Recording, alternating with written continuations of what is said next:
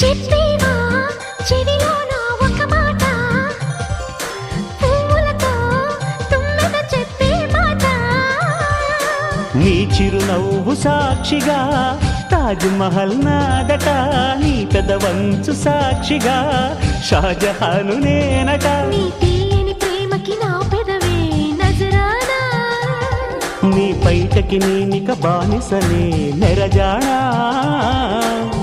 అనంతాల ఆత్మ నీవై చేరుకున్న వేళలో కోకలు కట్టిన కోయిలా కమ్మని కౌగిలియవే.